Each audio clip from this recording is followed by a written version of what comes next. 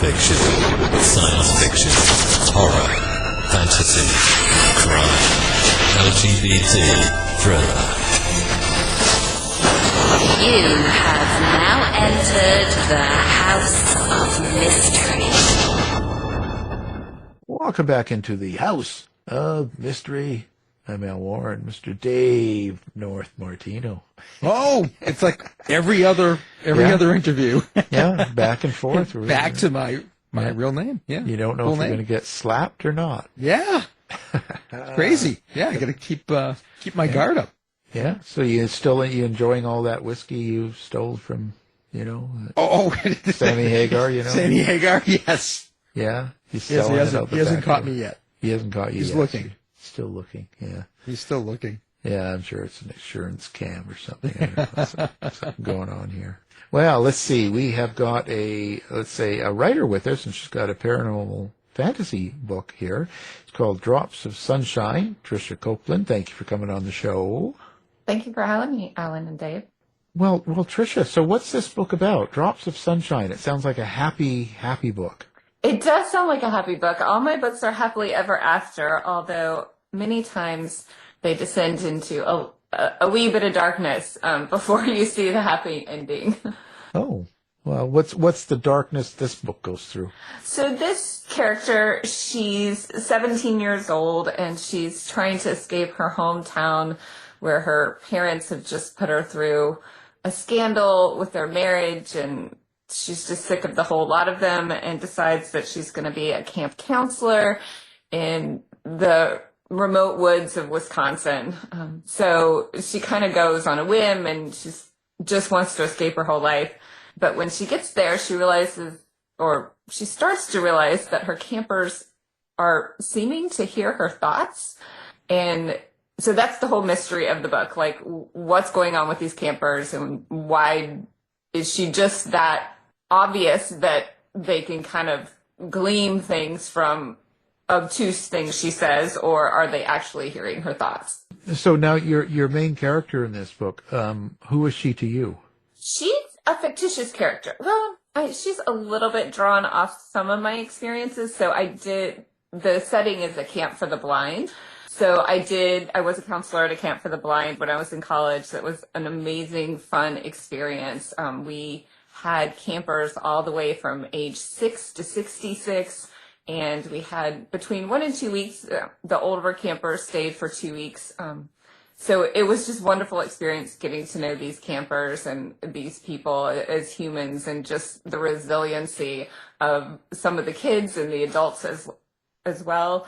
So, and this was my first foray into writing paranormal. Prior to that, I had written a women's fiction book. And so I guess it was, my entry into paranormal light, sort of. So I was like, okay, I'm not going to jump in with witches and vampires and all of those type of characters first. I'm just going to kind of expand my knowledge or my speculative knowledge of what could be going on with special abilities and people that may have other limitations. So where do you get the draw for doing this sort of like paranormal and stuff like that? Like what is paranormal for you?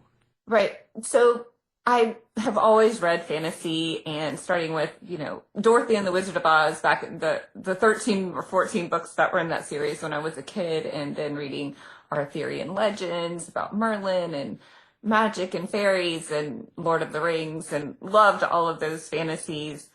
You mean Dorothy and the Wizard of Oz is a fantasy? It's not real?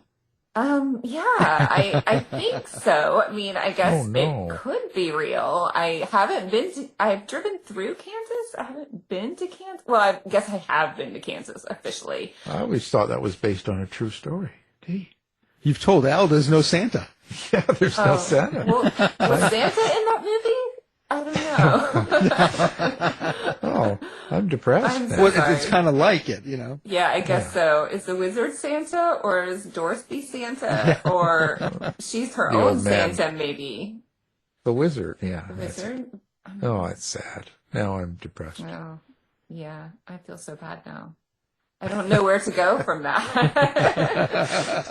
Well, so are you a believer in paranormal? Do you take from your own experiences and stuff, or is this just all from other material, kind of other world? It's mostly from other worlds. I mean, I believe that each of us have something special within us, whether it's actually paranormal or it's just our own, unique abilities that other people can benefit from and we can benefit from, not like, superhuman strength or anything like that, but either resiliency or special creativity or artists that paint beautiful things. I feel like is a gift because I can't even draw a stick figure. So yeah, I kind of feel like everybody has their own sense or own bit of magic or paranormal, whatever you want to call it. So in my fantasies, I kind of go beyond that, beyond the supernatural into magical talents and powers and things like that. When you do this, how do you write the character of Nina? From what point of view? Like, how do you? Right. Because she's kind of a mix of different people or different things. So how did you decide on how you're going to write her? It's written through a first person perspective, so you see her world through her eyes, and that way you kind of get a front row seat as to her thoughts and feelings and all the musings of her 17-year-old confused mind. And yeah, she's going through a lot with her family, and she's embarrassed about that, and she doesn't want to be with anyone or share anything about herself with anyone, so she's very closed off. But these campers start divulging things that freaks her out, for lack of a better word. And it kind of forces her to deal with all the things going on in her family, and those things kind of come into a head in the book. And through that, she's able to have some, I guess, closure and, circle back for herself as well as her relationships with her family and friends. Well, can you hear your characters? Do you have an inner monologue? Are you able to hear them, or do you see them? How do you experience those characters in that way and maybe create your dialogue? Right.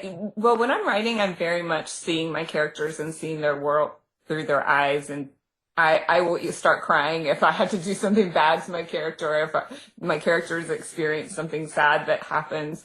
I get very attached to them. And usually if I'm writing a book, I'm constantly if I'm driving or whatever task I'm doing, my mind is constantly in their world and thinking, okay, well, what is their next reaction? What is their next challenge? How are they going to get out of that challenge? And really trying to put myself in their place. So I'm not bringing in another character that doesn't really fit who they are. And my first books, when I wrote them, it was very much written more like a screenplay, a movie play would be. And my editor kind of helped me develop more prose around that instead of just constant dialogue throughout the whole book. So I think I have a balance of that in my books now. Well, does the emotion, does that keep you from maybe tackling scenes that are difficult? Sometimes, yes. I will put something down and say, okay, I don't really want to do this today. Definitely. Well, why don't you have a bad ending, like where everything turns out bad? I interviewed a horror movie or horror author one time, and she said she killed everyone in the book, and I was like, wow, that was a good way to wrap up a book. If you're a horror book. And I was completely appalled because sometimes I try to write these villains, and half the time when I try to write the villains, I have one way that they redeem themselves and they get to stay in the story, because I just have a hard time having a character actually being a villain. But think of the fun, have some killer clown come at the end and wipe everyone. Yeah. I've had to do that in my books. I definitely have, but it needs to be for the plot and for the main character and their journey. Yeah. So what's the subtext then? What's the meaning behind this that you hope readers take away from it? It's just that wherever you find yourself, there's probably a way through or a way out, and that, hiding under a rock or in a forest is not always the answer, although, it can be healing, or some people need to step back and take some time and have their own process in that as well. But I think as a young person, I was very much self-sufficient. Like, I thought I had to take care of all my problems myself. through experiences, I learned, hey, I could let people help me, or maybe somebody else has gone through this, so they might know how to guide me through this. And so I think that was my message through Nina's characters and what she learns in the book. Right. Yeah. It's good. So what was there an inspiration for this book? Something that an original story or something that inspired you to write? Well, like I said, yeah. So I worked at a camp for the blind in college, and my next goal after writing my first series was based on, I guess, loosely based on my experience with anorexia and overcoming that. So this book sort of draws from some of those experiences as well, because it is based on, a actual camp counseling experience that I had, but I wanted to be a paranormal/fantasy writer. So it was my dipping my toe in, how can I dip my toe in the water and create a little more fantasy around something I already knew. Yeah. Oh, so how was this for you? How did this affect you when you actually got the book out and finished and published? Did it make any change for you? It was a lot of fun, and it was a turning point in that, because my first series was based on some of my experiences, and this book was also a little bit based on some of my experiences, that then my next series is totally not my experience. And my next series has witches and fairies and vampires. And so I think it was that transition of, hey, I maybe, put this issue or put this experience or written all about this experience and maybe healed enough from that experience, and gotten enough of my message out about that experience that I was ready to go into something a little bit lighter and fun, in my writing. You don't hang out with vampires and witches right now? Or? I wish I did. My kids make fun of me all the time. They said, but Mom, you're a vampire, so you're going to live forever. And I was like, yeah, that's right. I'm going to live forever. Yeah. Be careful. Make sure you clean your room. Well, so what is next? What do you got on the table now that you've got this book out? Right. So my fantasy series I started after Drops of Sunshine is the Kingdom Journal series, which is a complete series. It's about a trinity of witches that has to break a curse on the witch lines, or that is trying to break a curse on the witch lines. And then from that series, I jumped into the Realm Chronicles, which in a way continues their story. We see the main antagonist, Sonia, who is an evil spirit, haunting new characters in the Realm Chronicles series, but we also find the witches coming to help the Fae Queen, who is the main protagonist in the Realm Chronicles series. So I just finished the finale to the Realm Chronicles series, which will release next July. So I'm super excited about that one. That must take you a long time to create a world like that, where, with fairies and all this stuff like that. Like, you have to, is that a big challenge for you? It is. There were a lot of rules that I had to, and I tried to figure them out along the way, so I didn't have to break any of my rules. But sometimes you come up against something and you're like, oh, I think this, I want to put this plot point, or I want to put this challenge in front of my characters, but is that going to break the rules that I set in the beginning? And throughout the series, I was able to work all those out through little loopholes that, oh, I really want to do this, but does my world allow me to do this? So it is a lot of fun. I have spreadsheets and I have not good drawings, but I have plot lines on my poster board. So yeah, I would imagine it would take a lot of. Have you created all your own rules, or do you take some established rules? No, I didn't read much about fairies before I wrote the Realm Chronicles, so I did give my fairies wings. A lot of time the Fae don't have wings. I gave them wings. They can tell lies. A lot of fairies can't tell lies, and they're very tricky in telling the truth because they can't tell lies. But my fairies can tell lies, although they usually don't.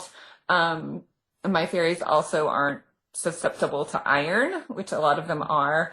So I didn't follow any of those norms, and they do go through fairy rings to get into our world or the human realms. So that was, I think that's been a theme in a lot of fairy stories that the fairies gather around the rings, but my rings actually are portals to their world. So I've integrated a little bit of what you would know about fairies into my fairies, but it's a completely different type of creature. Not completely different type of creature. I guess it's an outtake on fairies, I guess I would say. What do you think the most important thing is in a fantasy like that when you write about fairies and stuff? Is there, and you create a whole world like that, is there something that you're trying, is it like an escape from today's world? Oh, definitely. Yes. You don't have to live in the human realm with computers and technology and social media. You can live in the realm below the human realm, and you can have your idyllic pastoral scenes of raising your cows and horses and chickens. And I'm not sure how they get to your table. I haven't really I would not want to do that part, but living on a farm sounds like a wonderful life. So. Yeah, click her heels 3 times. Right, there you go. And we're Dorothy again. There's Dorothy again, yeah. It all happens, anyway. Well, so listen, let's talk about where people find you, where they find the book, and social media. Right, so my website is triciacopeland.com, TRICIACOPELAND.com. If you go there, you can get some free short stories. You can join my mailing list. You can find all my books, including Kingdom Journals and the Realm Chronicles are also on audiobook. So those can be found on Amazon, Kindle, Kindle Unlimited, Audible, and all the fun audiobook places.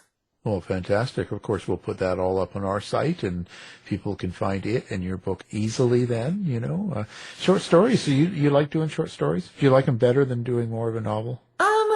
It's a different beast, I have to say. So, and I say Drops of Sunshine is a novella or a short story, but I have another author friend, and she said, how long is it? I said, 60,000 words. It's really short. She was like, no, the definition of a novel is 40,000 words or more. And I said, oh, okay. Well, to me, it's short.